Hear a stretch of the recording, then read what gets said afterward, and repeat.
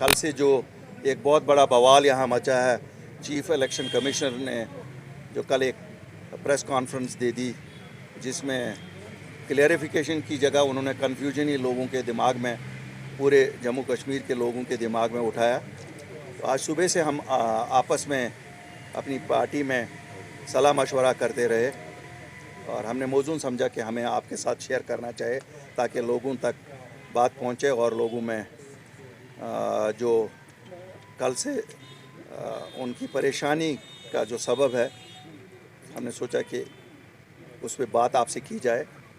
जम्मू कश्मीर का historical perspective एक है, हम हमेशा से अलग एक अपनी एक सिचुएशन एक रही है, हम जोग्राफिकली एक ऐसी जगह पे हैं, historically we have a long history of things. To cut the matter short, जो ये कल कहा गया कि साहब बाहर के लोग यहाँ वोट डाल सकते हैं और वोट इंदराज कर सकते हैं, इसमें दो चीज़ें हमारे दिमाग में पहले आती हैं। एक, हमारी डेमोग्राफी को कहीं चेंज करने की कोशिश तो नहीं की जा रही है, तो एक वो है। दूसरा, ये कैसे पॉसिबल है कि दो जगह वोट कोई डाल सके? अगर बाहर कोई रहता है वो कैसे जम्मू कश्मीर में वोट डालेगा? मैं आपकी वसातत से वज़ीर-ए-आज़म Hind, home minister of India से अपील करना चाहता हूँ, ये जो कल से कन्फ्यूजन हुआ है, ये ऐसा कन्फ्यूजन है जो मुझे लगता है 5 अगस्त 2019 के बाद पहली बार आज फिर जम्मू कश्मीर के लोगों के दिलों में एक खदशा ज़ाहिर है, उठ रहा है कि साहब शायद हमारी डेमोग्राफी को चेंज करने की कोशिश की जा रही है।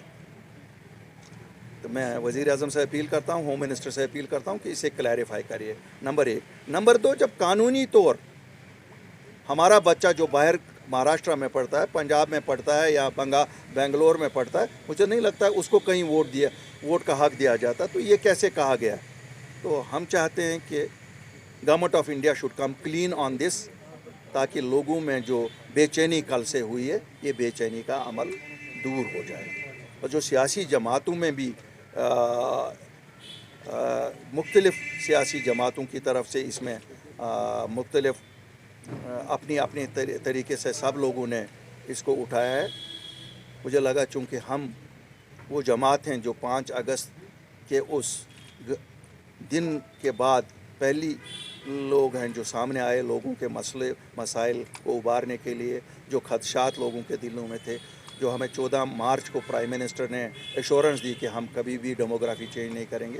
तो मैं वज़ीर-ए-आज़म को याद दिलाना चाहता हूँ, साहब एक क्लैरिफिकेशन आपकी आई है, क्या ये उसके कंट्री तो नहीं जा रही है? और मुझे पुख्ता यकीन है कि शायद कानूनी तौर पे भी the chief election commissioner was not correct, chief electoral officer was not correct. तो हमें उम्मीद है कि इसकी क्लैरिफिकेशन आएगी before it is too late. शायद फिर लोगों को इस परेशानी में निकालने के लिए एक बार फिर हमें मिलना पड़ेगा। हम इंतज़ार करेंगे संडे तक का, और संडे को हम फिर साथी यहाँ मिल रहे हैं और we expect government of India to clarify as soon as possible, ताकि ये बेचैनी का अमल रुक जाए, थम जाए और रोज़मर्रा की तरह जिस तरह लोग कल से पहले बिल्कुल अपनी एक नॉर्मल ज़िंदगी बसर करने की कोशिश कर रहे थे, अभी एक सक्सेसफुल यात्रा हुई थी, हम लोगों ने चैन का सांस लिया था सब लोगों ने, बिकॉज फिंगर्स वर क्रॉस, हर एक डर रहा था कुछ ना हो जाए, यात्री हमारे मेहमान हैं। इतनी अच्छी यात्रा हुई और उसके बाद लोगों को परेशान करने के लिए ये जो कल चीफ इलेक्टोरल ऑफिसर ने कहा, हम चाहते हैं कि government of India should come clean on this. Sir, Farooq Abdullah is calling for all party meeting. Will your party be part of it? देखिए, हम संडे को मिल रहे हैं, हमारी उम्मीद है, हमारी कोशिश है, हमारी उम्मीद भी यही होगी कि government of India should come clean on this. But will you be part of the all party? देखिए, वो तो हम संडे को बैठेंगे, we will sit here again on Sunday. और जहाँ तक लोगों के हितों की ताल्लुक है, हमारा किसी के साथ कोई विवाद नहीं है। अगर हम पीएचडी से लड़ते हैं, ज़ाती मफाद में नहीं लड़ते हैं, हमें कोई डिफरेंसेस नहीं है उनके साथ हमारे डिफरेंसेस है कि वो सच नहीं बोलते हैं। अगर वो लोगों को सच बोलेंगे, जैसे हम कहते हैं प्राइम मिनिस्टर को, लोगों को सच बोलिए, ये उनको ना परेशान करिए, तो हम क्यों कहते हैं क्लैरिफिकेशन करिए?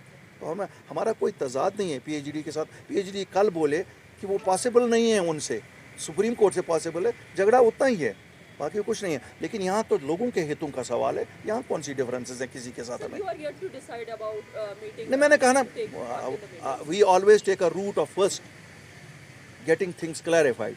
हम हवा में ही नहीं बात करते, हमारी कोशिश है कि अगर क्लैरिफिकेशन से क्लियर हो जाता है, ठीक है, आम खाने से गरज है ना, पेड़ गिनने से नहीं। इट इज़ अल्ताफ साहब, ये इसमें कल जो चीफ इलेक्टोरल ऑफिसर ने क्लियरली कहा है कि इसमें नॉन लोकल एलिजिबल है, तो आप क्या क्लियरिफिकेशन चाहते हैं? साहब, हम तो सीधा चाहते हैं कि हाउ इज़ इट पॉसिबल, क्या यहाँ का बच्चा बेंगलोर में कर सकता है? आप मुझे बताएं। उसने यही कहा ना, बच्चे जो यहाँ बच्चे पढ़ते हैं वो भी एलिजिबल हैं। क्या हमारे बच्चे बेंगलोर में एलिजिबल हैं? क्या हमारे बच्चे महाराष्ट्र में एलिजिबल हैं? क्या हमारे बच्चे चंडीगढ़ में एलिजिबल हैं? हरफ आखिर तो नहीं ना चीफ इलेक्टोरल ऑफिसर। तो आप चाहते हैं कि एक हिंदुस्तान का आईन है ना, क्लैरिफिकेशन गवर्नमेंट ऑफ इंडिया से आए ना, let there be a clarification. ये तो चीफ गवर्नमेंट स्टेटमेंट CEO तो है, ये ऑफिशियल government स्टेटमेंट ने कहा है after application of article 370 representation of people act 1950 and 1951 is applicable. It allows ordinary resident person to get registered electoral roll of duty in J&K provided he or she gets name deleted from electoral roll of his or native constituency. यानी कि अगर आपका आधार card है, आप जम्मू कश्मीर से अपना नाम delete करके आप बम्बई में वोट डाल सकते हैं। अफजल साहब, हम तो क्लैरिफिकेशन वही चाहते हैं ना जो कल आपके चीफ इलेक्टोरल ऑफिसर ने कहा, और जो आप पढ़ते हैं, या इसमें भी बहुत अंतर है उसके कहने और इसके कहने में, और लीगलिटीज़ भी है ना, ऐसा लीगल गाइडेंस भी चल रही है ना, हम साथ साथ we are also seeking legal guidance. Do you think there will be political ramifications and also will it affect the situation of Jammu and Kashmir at present? Jammu Kashmir is different than other states of India. Although we also know after 5th of August much water has flown down Jhelum. But that does not mean कि हम किसी को भी इजाज़त देंगे यहाँ की demography को चेंज करने की।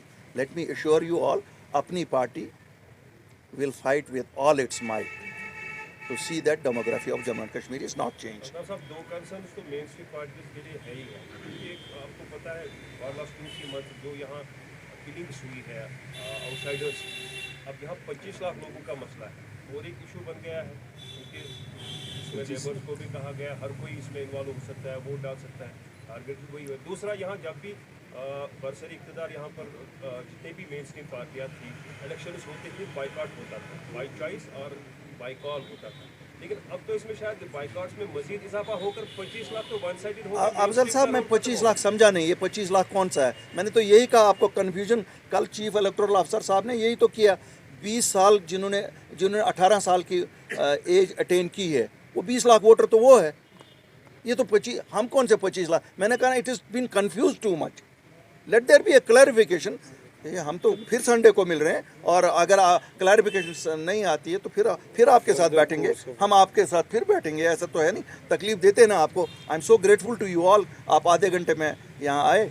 clarification, what will be the next step? Further we will discuss. we'll discuss it and we'll also share it with you. Altaf sir, one more question. देखिए, मैं आपको एक चीज़ बताऊंगा, लोगों के हित के लिए हम वहाँ गए जिसके लिए हमने 2-1.5 साल गालियाँ खाई। अब तो 6 ही महीने हुए ना, अब लोग हमारे पास आते हैं, अब उनको लगता है हम सच बोलते हैं और वो जोक दर जोक हमारे साथ आते हैं। हम तो वहाँ गए जो यहाँ कुफर माना जाता है, जिसके लिए हमें कहते हैं ना वर्चुअली इस सोसाइटी में से बाहर निकाला गया था। वो आप लोग अगर हमारे साथ हैंडशेक करते थे, फिर बाद में साफ करते थे अजमा लारे आपके यहाँ इमाश में हुए, तो हम गए ना लोगों के हित में ही, वो लोगों का हित था ना, अपना क्या। हम तो नहीं ना गए कि कोई वहाँ से अपने लिए इक़्तिदार लाए।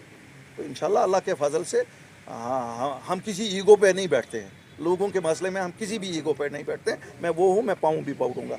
मुझे तो मैंने किया ना, जिस वक्त क्लास 4 नौकरियां खाली जम्मू कश्मीर के लोगों के लिए दी गई, मेरे पास कौन सा, उस दिन तो हमारे पास शायद कुर्सियां भी साथ नहीं थी बैठने के लिए एज अ जमात। हम गए, पाँव पकड़े और 24 घंटे में चेंज करके लाए ना चेंज करके। किसको पता थी गवर्नमेंट ऑफ इंडिया ने आज तक कोई अपना हुक्मनामा 24 घंटे में चेंज किया? जैसे भी इतकन तो ज़ार पार कोरमा क्या करूँ, तिथकन कोशिश करेंगे, हम भी ज़ार पार करेंगे। हमें तो ज़्यादा ज़ार पार आता है, सबसे ज़्यादा ज़ार पार आता है। तो मुझे मुक्का दिखाना नहीं आता, मुझे ज़ार पार करना आता है। Thank you very much.